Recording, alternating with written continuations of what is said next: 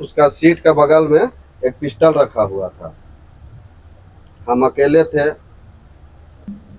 तब तक हम देखे उसका गाड़ी में जो पिस्टल रखा हुआ था, तो फिर आनन फानन में किसी का फोन नहीं लगा, तो दीदी से बात हुआ था, तो इनका नंबर पहले था।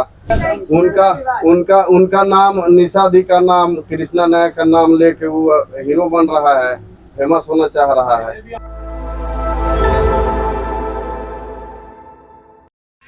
पंकज साहू जो बोल रहा है कि 2 बजे रात को दिलीप साहू यहाँ क्या करने आया था, तो उस समय 11:45 बज रहा होगा, है ना टाइम। वही 12 बजे लगभग जा रहे थे हम लोग आशीष भाई के यहाँ। तो दीदी से बात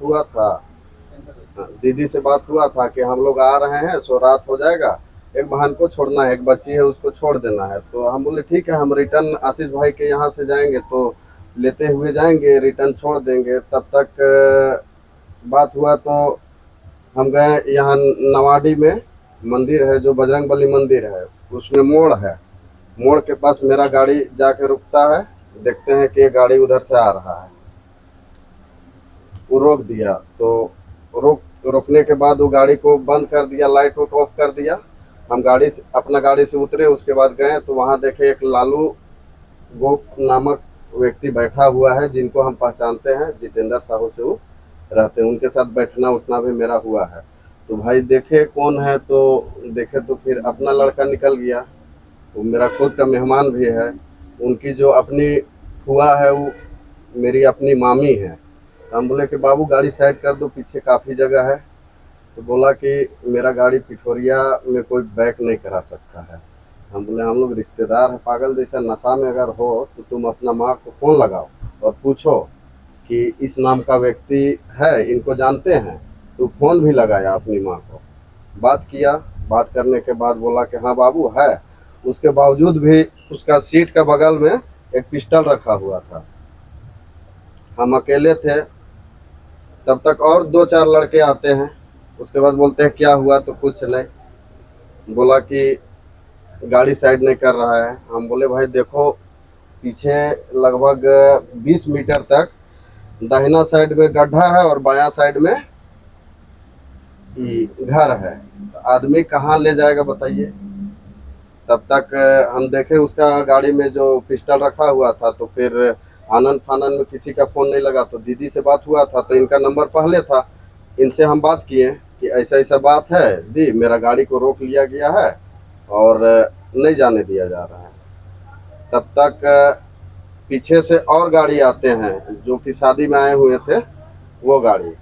तो फिर मैंने अपना गाड़ी को साइड कर दिया, उसके बावजूद भी वो अपना गाड़ी को खड़े रखा। पीछे 3-4 गाड़ी लगे हुए थे। फिर अचानक दीदी आते हैं, तो मेरा भाई का गाड़ी को कौन रोक लिया है बोले। अचानक वो गाली गलौज करने लगता है, गंदा गंदा गाली देने लगता है। तो उतना ही सामने मैटर बढ़ गया। और वो जो बोल रहा है कि कृष्णा नायक जमीन दलाल है, जमीन लूटता है, उनका एक भी आवेदन बता दे थाना में, कांके थाना में, पिठोरिया थाना में। पंकज साहू ने कहा है कि आप उस रात जो है फोन लगाते हैं, फोन लगाकर बात करवाते हैं। नहीं तो नहीं ये नहीं इस बात में कितनी सच्चाई? नहीं नहीं, उनसे हम बात उनसे हम बात नहीं किए थे। देखिए वो एक्चुअल में बहुत ज्यादा नशा में था। हमारा बात फोन लगा के नहीं नहीं, हमारा फोन से नहीं बात हुआ था। लालू फोन लगा के जितेंद्र साहू से बात करवाया कि दिलीप भाई है, सो पंकज ऐसे ऐसे कर रहा है, रोड में है। तो हम बोले कि भाई साइड करवा दीजिए, आपका तो जूनियर लड़का है, साइड करेगा। उसके बावजूद भी नहीं माना, तो मैंने अपना गाड़ी को साइड कर दिया। हाँ। का नाम कैसे आ गया? इन लोग का साजिश है, साजिश है, साजिश है। उनका उनका उनका नाम निशा दी का नाम, कृष्णा नायक का नाम लेके वो हीरो बन रहा है, फेमस होना चाह रहा है। नहीं नहीं नहीं नहीं, कभी नहीं कभी नहीं कभी नहीं कभी नहीं। हटाने का एक छोटा सा विवाद ये इतना तूल कैसे पकड़ रहा है कि थाना भी इस विवाद को सुलझा नहीं पा रही है? चूंकि इन लोगों का जो मनसा था शुरू से कि निशा भगत को किस तरीके से टारगेट करना है, अगर मेरी मनसा होती कि किसी तरह का झगड़ा करना, तो आप देखिएगा कि मैं घर से किस वे में निकल रही हूँ। प्लस वहाँ पे जब माहौल इतना गर्म हो गया, तो लास्ट में मुझे ये लाइव चलना पड़ा।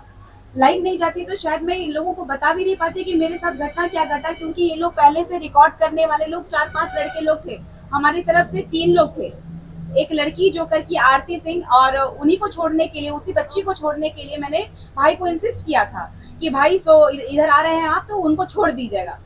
और लगातार आप देखिएगा कि वो गलत गलत बात बोल रहा है। जो घटना घटी थी उस घटना को लेकर के वो बात कह ही नहीं पा रहा है।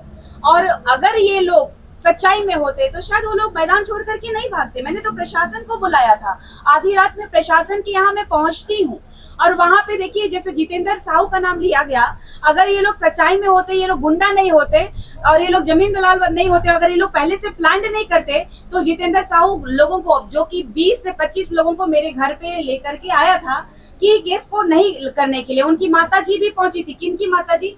तो पंकज साहू की माताजी रात में वो पहुंची थी। तो ये पूरी तरीके से हमारे नाम पे अपना चेहरा चमकाना और अपनी गुंडागर्दी को बढ़ाना, और लगातार इस तरीके का जो उनका प्रकरण है उसको अपना क्षेत्र में दबदबा बनाए रखने के लिए उन्होंने निशा भगत को टारगेट किया, क्योंकि निशा भगत एक ऐसा फेस थी जो करके पूरे झारखंड में अभी चल रहा है।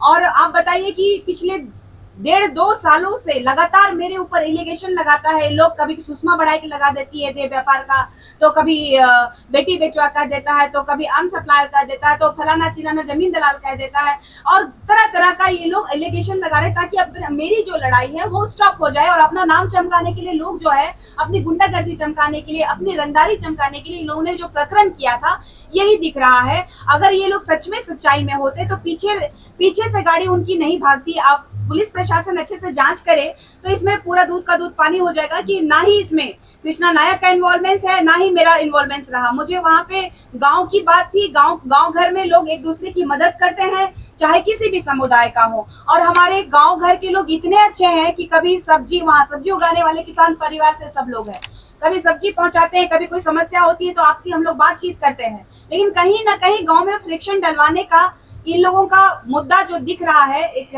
आदिवासी लड़के को सामने करके वो केस करवाना, तो वो आदिवासी लड़का अगर प्रताड़ित था तो रात में क्यों नहीं गया केस करने के लिए? वो वहां पर पंकज साहू की माताजी क्यों पहुंचती हैं? और ये लोग दूसरे तीसरे दिन में प्रेस कॉन्फ्रेंस करके वो लोग सफाई अपना न दे करके सिर्फ और सिर्फ निशा भगत पे इलिगेशन और कृष्णा नायक को बीच में टारगेट क्यों किया गया? जबकि कृष्णा नायक एक सनातन लड़का और सनातन भाई होने के नाते मैं उनके साथ में, मेरा 8 साल से मैं राखी बांधती हूँ उनको। हमारा कोई भी ऐसा कोई किसी तरह का एक भी केस निकाल दीजिए, चाहे कोई भी एप्लीकेशन, अगर कोई भी दावा करता है कि निशा भगत जमीन को लेकर के या फिर कृष्णा नायक है, तो बोला ना हमने कि एक आवेदन भी दे दीजिए ना, एक आवेदन दे दीजिए कि हमारी संलिप्तता है या फिर हमने किसी जमीन पे रंगदारी की है। हम जो भी गांव के लोग जो आवेदन देते हैं संवैधानिक तरीके से कि हमारा जो जमीन लूटा जा रहा है या तो हमारे पास ये समस्या है, सारे पेपर्स के बाद में हम उसमें जांच करने के बाद ही हम चढ़ते हैं।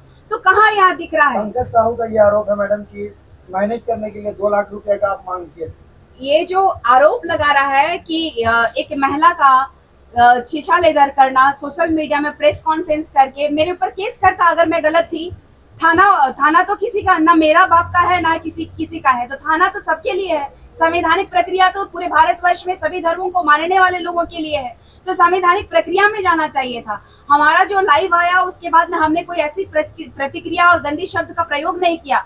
आवेश था उस टाइम में, क्योंकि अगर मुझ पे कोई जानलेवा हमला करेगा, कोई गुंडा क्रिमिनल बनेगा, अगर गांव वाले लोग आए तो मुझे भी ताकत मिल गया।